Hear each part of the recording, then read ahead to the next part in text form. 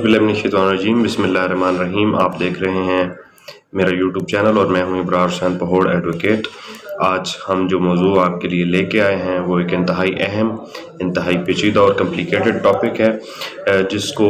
कानून में मुश्किल तरीन मौज़ूआत में से एक समझा जाता है। तो मैं बात कर रहा हूँ इनहेरिटेंस की, तरका की, कि जब कोई एक आदमी फौत हो जाता है तो उसके तरके को जो है वो तकसीम कैसे किया जाता है, उसको कैसे उसके वारसान में तकसीम किया जाता है और उसकी कहाँ कहाँ पे वो खर्च करना होता है। ये एक इंतहाई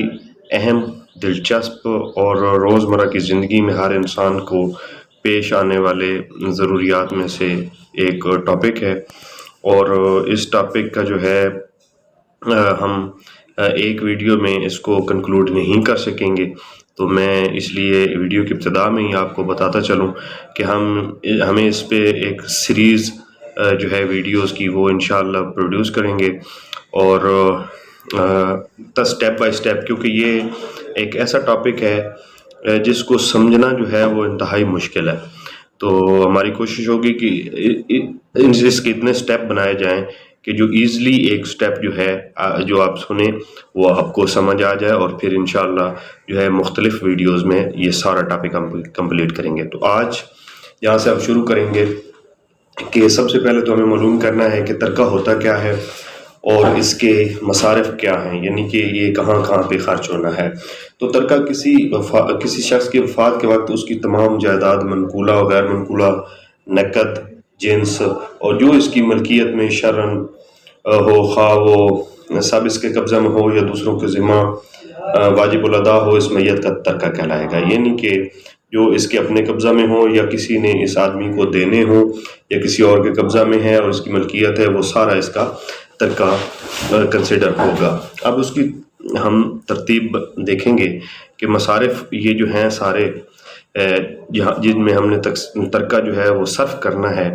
तो इसकी तरतीब क्या होगी। सबसे पहले तो जो चीज़ जिस पे हम ये तरका सर्फ करते हैं वो आएगी, वो जो शख्स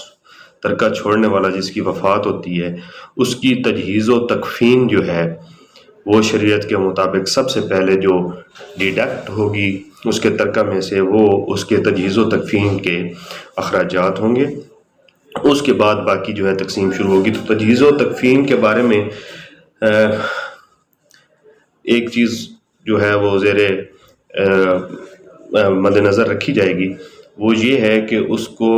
इतदाल को जो है मलूज़ ख़ातिर रखा जाएगा। यानी कि ये नहीं हो कि उस शख्स की वफ़ात के बाद उसका तरका जो है वो पानी की तरह बहा दिया जाए उसकी तजहीज़ व तकफ़ीन पे, और इतने अखराजात हद से ज़्यादा कर दिए जाएँ। तो इस चीज़ से मना किया गया है।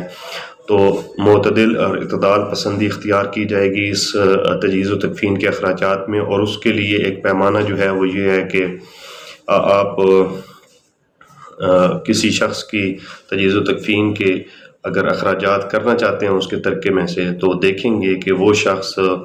जुमा के रोज़ और ईदैन के वक्त कैसे कपड़े पहनता था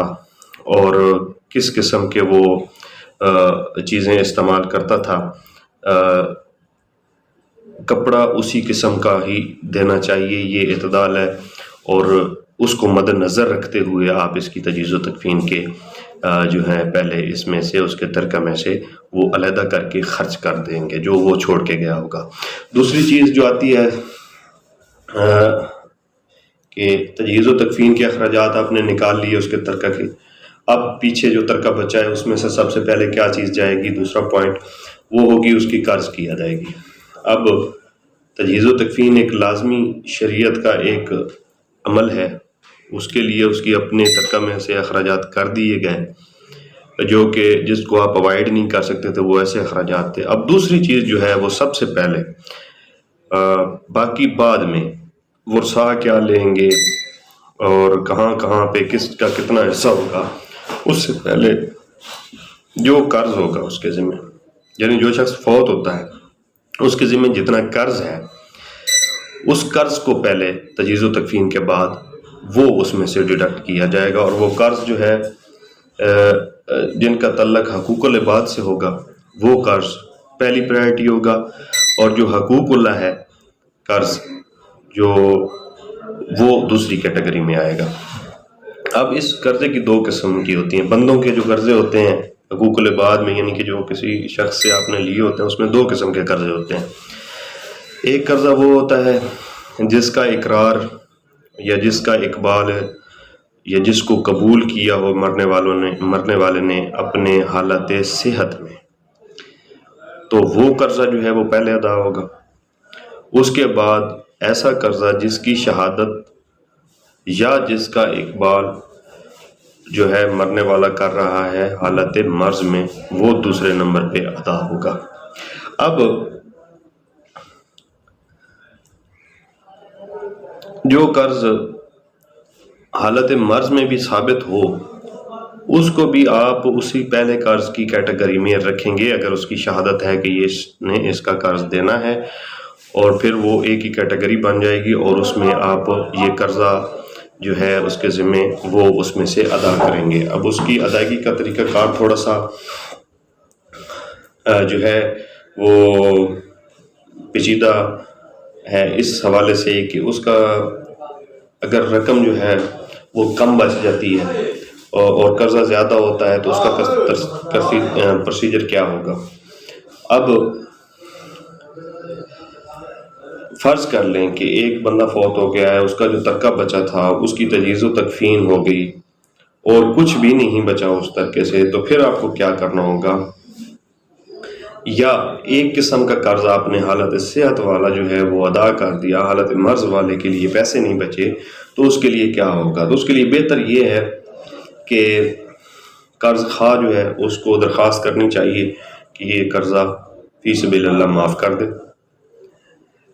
لیکن بہتر یہ ہے اس سے بھی کہ معاف کرانے کی بجائے جو ورثاء ہیں، جو اس کے شرعی وارثان ہیں، وہ اپنے مال میں سے جو ہے وہ اس متوفی کا خرچہ ادا کرنے کی کوشش کریں، تو یہ بہتر ہے۔ اگر نہیں کر سکتے تو پھر اسے معاف کرانے کی کوشش کریں گے۔ اب دوسرا قرض جو ہم نے ذکر کیا وہ جو خدا تعالیٰ کے ذمہ، جو میت کے ذمہ خدا تعالیٰ کا قرض ہوتا ہے، وہ کیا ہوتا ہے؟ مثلا زکوٰۃ، نذر، کفارہ وغیرہ، وہ ترکہ میں سے ادا نہیں ہوگا۔ البتہ اگر وصیت ہو تو اس عمل پر وصیت کے احکامات کے تحت ہوگا، یعنی کہ جو حقوق، جو نذر، زکوٰۃ، کفارہ وغیرہ اس کے ذمہ ہے، اس نے اپنی زندگی میں یہ دینا تھا، نہیں دے سکا، تو وہ اس میں سے ادا نہیں ہوگا۔ لیکن اگر وہ وصیت کر کے گیا ہے کہ میرا یہ قرض بھی ادا کرنا ہے، تو پھر وصیت کے احکامات کے مطابق وہ ادا ہوگا۔ اگر ترکہ کی رقم جو ہے وہ قرض کی رقم سے کم ہو اور قرض خواہ جو ہیں ان کو کیسے ہم قرضہ پورا کریں گے، تو اس کے لیے میں آپ کو ایک مثال دیتا ہوں کہ اگر تجہیز و تکفین کے بعد، یعنی اس کے کفن وغیرہ کے اخراجات نکالنے کے بعد ترکہ میں سے کل 500 روپے بچ گیا، فرض کریں تو اس کی تجہیز ہو گئی، تکفین ہو گئی، اب 500 روپے بچا ہے، اور دو قرض جو ہیں وہ صحت کے زمانے کے ہیں، یعنی کہ جن کا اقبال یا جن کی شہادت ہے کہ وہ حالت صحت میں لیے گئے تھے، اس متوفی نے حالت صحت میں لیے تھے، تو 300 اور 900 روپے کے ہوں۔ مثلا ایک شخص جو ہے دو آدمیوں سے قرضہ لیتا ہے،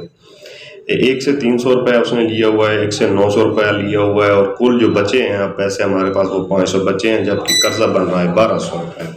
تو پھر اس 500 روپے کو 3:1 کی نسبت میں تقسیم کر کے پہلے شخص کو 125 روپے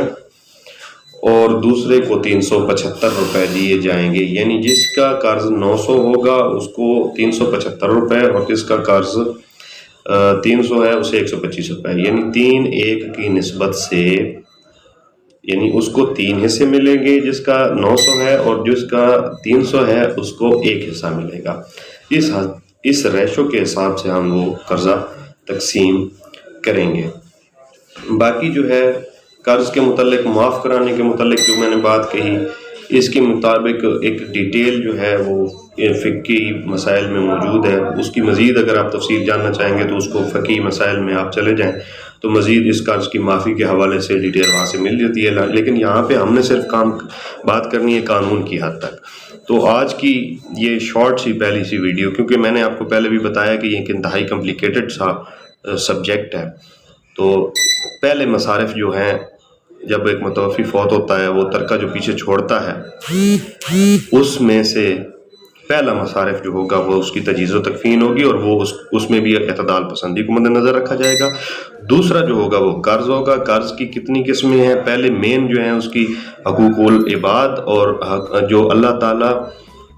کے حوالے سے اس بندے کے ذمہ ہے، دوسری قسم وہ ہوتی ہے۔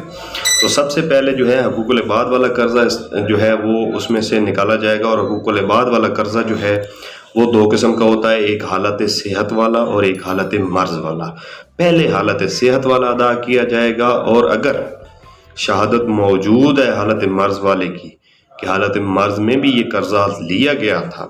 اور اس کی شہادت موجود ہے، یا وہ اقبال کرتا ہے کہ یہ قرض تھا، تو پھر وہ دوسرا حالت مرض والا قرضہ جو ہے وہ بھی حالت صحت والے قرضے کے ساتھ پہلی قسم کے ساتھ ہی شامل ہو جائے گا،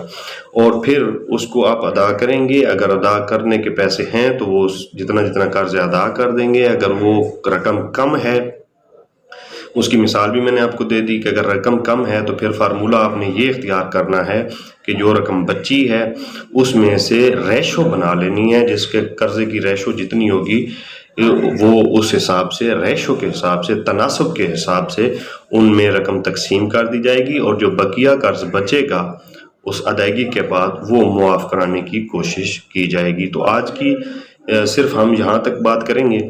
اس شارٹ سی ویڈیو میں، تو یہ ہمارا ٹاپک انشاءاللہ آئندہ ویڈیوز میں جاری رہے گا، اور اس پہ ہم آپ کمپلیٹ ایک مکمل سبجیکٹ اس کو کور کریں گے ہر صورت میں انشاءاللہ۔ اور یہ ایک انتہائی اہم، دلچسپ